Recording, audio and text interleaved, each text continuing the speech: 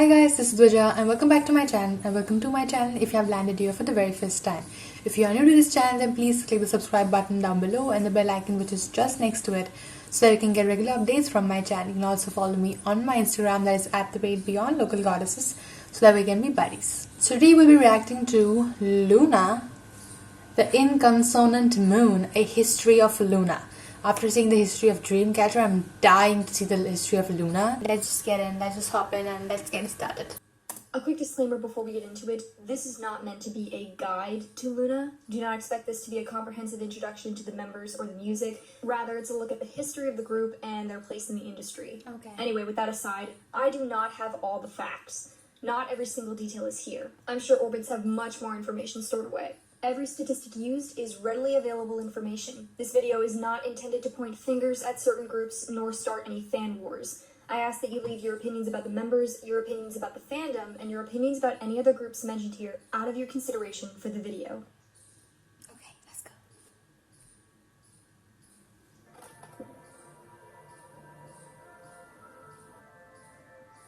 Swear not by the moon, the fickle moon, the inconstant moon, that monthly changes in her circle orb, lest that thy love prove likewise variable. Chapter 1, Variable. Let's go. Our story starts in April of 2016 with Blockberry Creative, an entertainment company in South Korea and a subsidiary of Polaris Entertainment. Polaris, bowl of rice. I'm going with Polaris. Anyway, Blockberry is the youngest child of a very rich family, but for now, all you need to know is that they're shiny, new, and wealthy. So here's Blockberry, freshly minted with a big bank account and a blank slate. What do? In early October, just 6 months after being founded, Blockberry makes an announcement. Their first ever group is coming. 12 members, gorgeous visuals, crazy storytelling, fancy art things, and it's all coming in 18 months. Wait. 18 months? Blockberry's plan is to slowly release the group through an 18-month debut project. The group members will be revealed one by one, each with a personalized solo song and a single album, all under the Korean name Idare Sonyo, or Girl of the Month. And if you take the first letter of each syllable, turn in a circle, and clap your hands 3 times, that spells LOONA. Now let's get into the goods. Let's go. The first member released under LOONA is Heejin in October of 2016. Following Heejin, there's Hyunjin, Hassel, and Yeojin. And reaching 5th member Vivi, who hasn't yet released her solo, in March of 2017. These first few members form LOONA's first subunit, LOONA 1/3. Except Yeojin, she's too short. Just kidding. It's because she's too young, and also maybe because she's failing school. 1/3 has an airbrushed, girly theme, and their music is centered around real-life struggles like love and girlhood and being a cyborg. 1/3 puts out their debut album in March to play the early market. But sandwiched between G-Friend and the debut of Kristen, the album doesn't pass the 3,000 sales mark. 1/3 releases a repackage in April, but that sells even fewer copies. In the midst of all this, Vivi has her solo debut in April, which sells more copies than both the 1/3 albums combined. So far, the solo debuts are LOONA's biggest moneymakers. Moving along, we hit the summer releases. Okay. Hey, my baby. 6th member Kimlip debuts in late May and marks a change in LOONA's visual and auditory dynamic. She's followed by Jinsul in June and Cherry in July. These 3 members form the second LOONA subunit, Odd Eye Circle. Their concept is much more mysterious, and their music takes influence from the Western mainstream.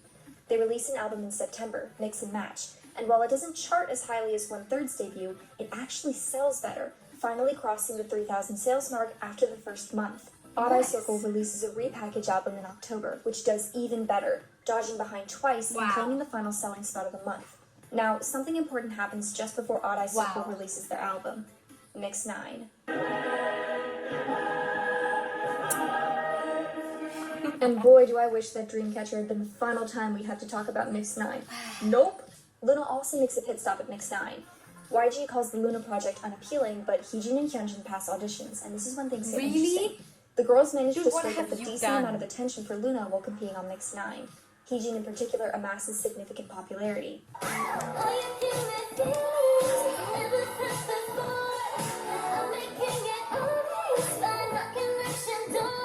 Hyunjin makes it into the top 18 for girls, and Heejin ranks number 4 out of all female contestants, putting her in the final lineup for the girls' team. At the end of the day, the boys' team is declared the winners, but it ends up not mattering either way. Yeah. Cue the karma. Yeah.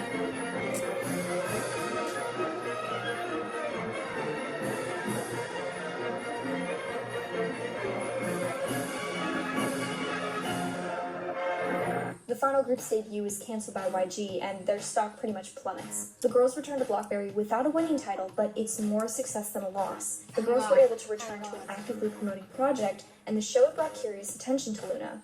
There's a lot more details in there, but that's kind of the gist of it. The debut train keeps rolling. In November, the next batch of LOONA members come tumbling out of the oven.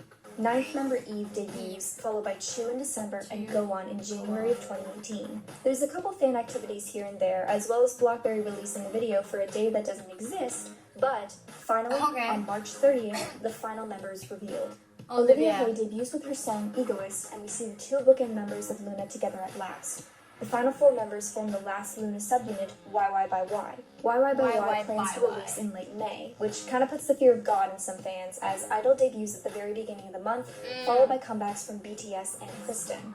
But it seems Blockberry are finally learning to play the market, because YY by Y drops just at the end of May, and in the midst of the heavy-hitting badass concepts, YY by Y is an electropop sound with a bright concept. While there is no repackage, the album, Beauty and the Beat, sells higher than the other 4 subunit albums combined. And it doesn't stop there.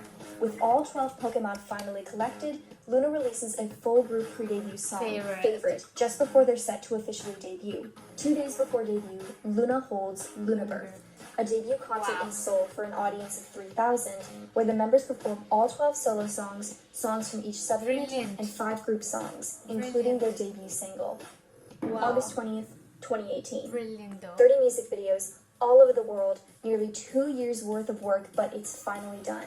After 1 year, 10 months, and 17 days, all 12 girls together at last. LOONA officially debuts on August 20th, 2018, with their title track, Hi Hi.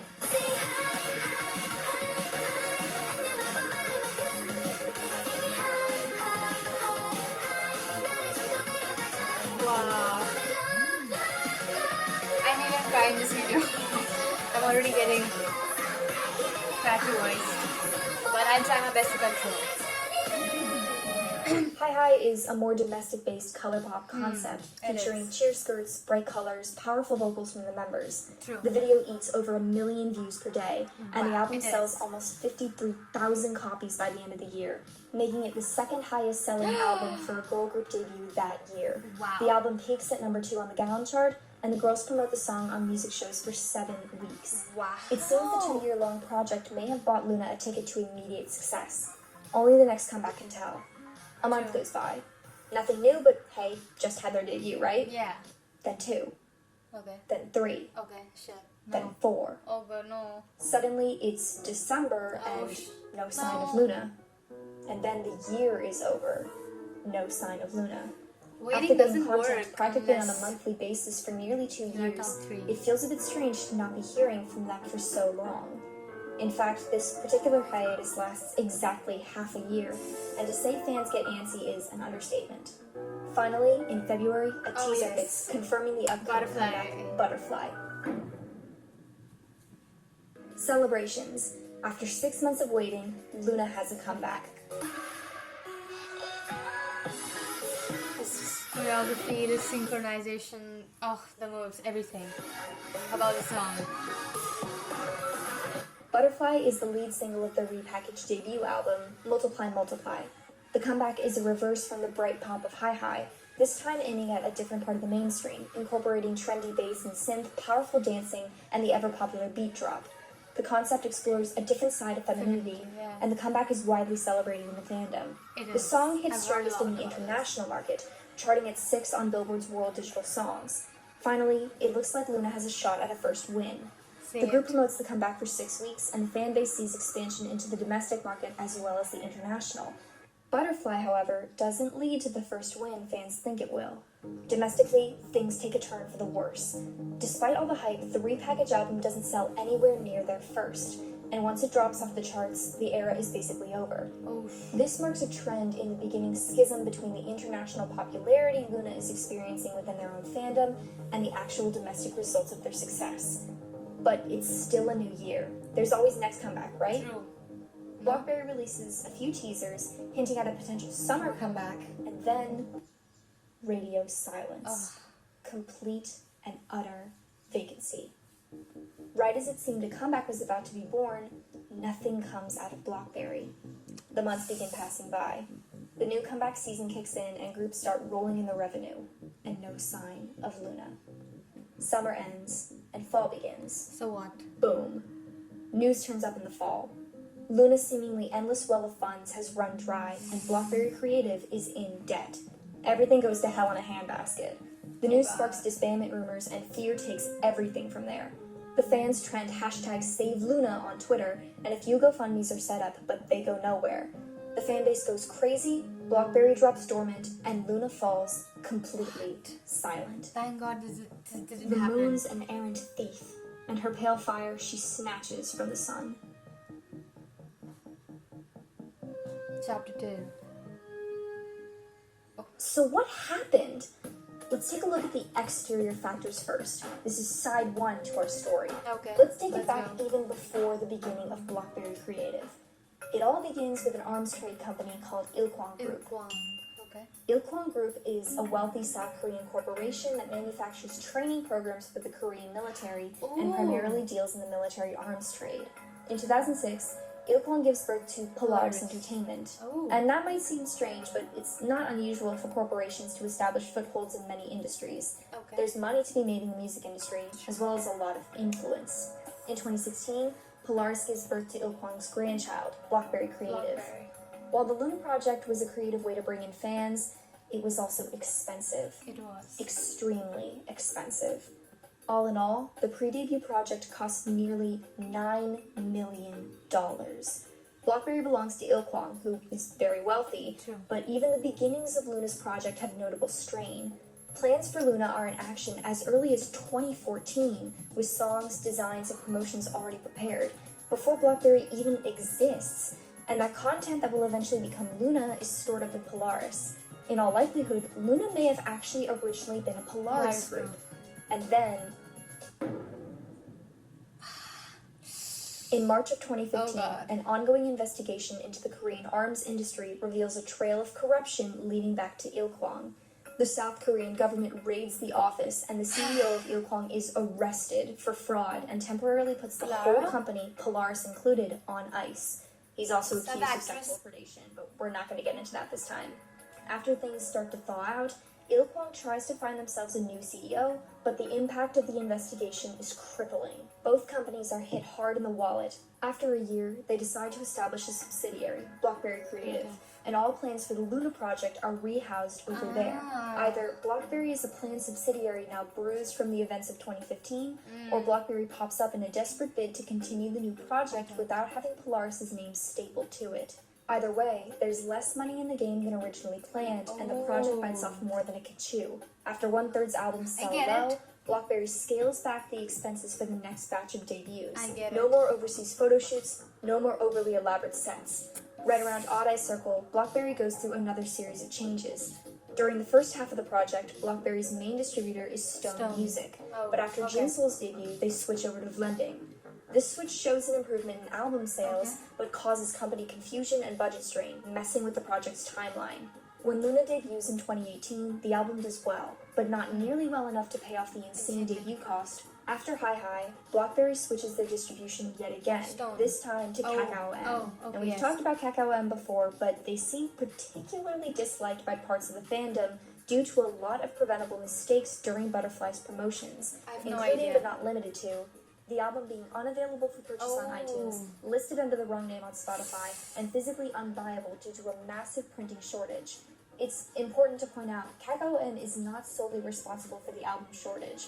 Prints can be done by separate third-party companies, but regardless, something goes majorly wrong in the planning process and albums run out.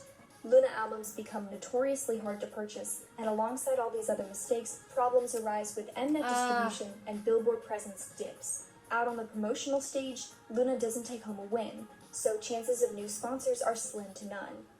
And here's where it gets serious. At this point, Polaris and BlackBerry have borrowed a lot from various patrons around the industry, and many of them want their money back. Obviously. One of their largest debts goes to Japanese IT company Donuts, and I'm not making that up, their name literally is Donuts. Polaris borrowed 400 million won from Donuts in 2017, and only returned about 40 million of it. Donuts also invested 3.5 billion won into LOONA in exchange for Polaris to schedule appearances from all members on Donuts' broadcasting app for a live streaming event. In reality, only one member shows up. So Donuts files a lawsuit against Polaris to return the investment, and another under criminal charges for making off with the money. Failing to pay off debts or uphold contracts, Polaris is hit with 2 massive lawsuits, and the court orders them to pay back the remaining 360 million won. The money runs out, BlackBerry is put on ice, and the LOONA project goes back underground. That's crazy! I had no idea everything like this happened. Anything like this happened. Thank you so much for suggesting me to watch this. I love her videos. I have only watched one yet, and this is the second one, but I love her videos. If you want me to react to more of her videos, I'll be dying to do that. I'll die to do that. I can't wait to know what happens more, but for that you have to wait for the second video because it's gonna be really long or else. I hope you guys enjoyed, and I will see you guys in my next video, next part of this video, and yeah, bye.